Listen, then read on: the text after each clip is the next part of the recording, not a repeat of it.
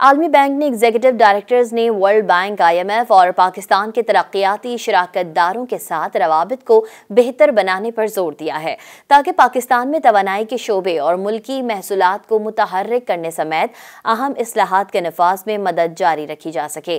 Don अखबार में शाया रिपोर्ट के मुताबिक 14 जनवरी को इस्लामाबाद के लिए कंट्री पार्टनरशिप की मंजूरी देने वाले एग्जीक्यूटिव बोर्ड के इजलास की समरी के मुताबिक उन्होंने 2026 से 2035 तक पाकिस्तान के लिए नए कंट्री पार्टनरशिप फ्रेमवर्क की हिमायत की। एग्जीक्यूटिव बोर्ड ने फैसला किया कि बैंक इंतजामिया 18 से 24 माह में नई तरीक़ाकार के तहत पहले चंद CPFs के नफाज के बारे में बोर्ड को ब्रीफिंग दे दी गई। पाकिस्तान का CPF वर्ल्ड बैंक ग्रुप के नए कंट्री इंगेजमेंट मॉडल की अहम खुसूसियात को अपनाने की पहली मिसाल है जिसे फिलहाल हतमी शक्ल दी जा रही है।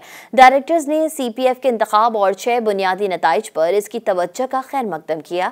उन्होंने वर्ल्ड बैंक ग्रुप के मजबूत नुक्ता नज़र और निजी शोबे के हल पर मुजव्वज़ा इन्हिसार, तरक्की को दुरुस्त समत में रखने, मजबूत और देरपा नताइज को यकीनी बनाने के लिए आदाद व शुमार, निगरानी और तशखीस के एजेंडे पर बढ़ती हुई तवज्जो को सराहा।